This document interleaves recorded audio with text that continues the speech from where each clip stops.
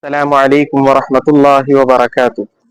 الحمد لله الذي خلق العباد، والصلاة والسلام على النبي الكريم صلى الله عليه وسلم الذي بعث هاديا ومبشرا لكافة الناس، وعلى آله الذين حدوا حدوة. أما بعد، فأعوذ بالله من الشيطان الرجيم.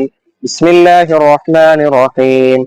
قل إن كان آباؤكم وأبناؤكم وإخوانكم وأزواجكم وعشيرتكم وأموال اقترفتموها وتجارة تخشون كسادها ومساكن ترضونها أحب إليكم من الله ورسوله وجهاد في سبيله فتربصوا حتى يأتي الله بأمره والله لا يهدي القوم الفاسقين. أيها المشاهدون الكرام، أريد أن ألقي أمامكم خطبة وجيزة حول الموضوع حب الله ورسوله، فالتمس منكم أجمعين أن تصغوا إلي آذانكم وتستمعوا إلى كلمة المتواضعة. أيها الناس، إن هذا الأمر الإلهي يضم إنذارا كاملا وتحذيرا شديدا للذين اعتنقوا الإسلام وآمنوا بالله ربا وإلها، وبدينه الإسلام دينا لا يتقبل الله دينا غيره، وبرسوله محمدا نبيا ورسولا.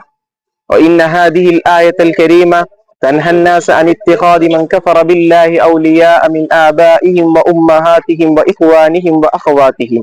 وإن هذه الآية الكريمة تنهى الرجال والنسوة أجمعين أن ينتهوا عن اتخاذ أقاربهم الكافرين ذكورا وإناثا أولياء من دون الله. ألا تعلمون أن الله العزيز الجبار يخاطب المؤمنين قائلا: يا أيها الذين آمنوا. هذا الأسلوب يدل على المحبة والمودة تجاه الذين دخلوا في حظيرة الدين الحنيف. وقال ثانيا: لا تتخذوا آباءكم وإخوانكم أولياء إن استحبوا الكفر على الإيمان.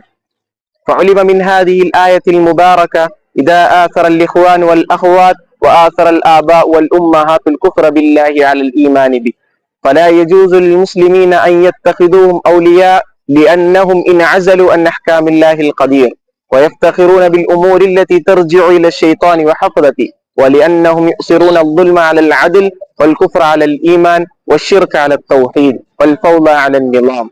فكيف يناسب لأحد أن يحب هؤلاء الرجال الذين هم أعداء العدل، والذين هم أعداء الإيمان، والذين هم أعداء التوحيد والرسالة؟ فيا أيها الشبان، تفكروا في هذه الأمور وتدبروا في الأعمال التي تنغمسون فيها. إن هذه الأعمال تؤدي بكم إلى النار ودار العذاب والبوار، فاجتنبوا عن المعاصي والمنكرات واجتنبوا عن البدع والخرافات. ارجعوا إلى السنة والكتاب الهادي إلى الجنة والمنقذ من النار، وما علينا إلا البلاغ. أختصر كلامي هذا. السلام عليكم ورحمة الله وبركاته.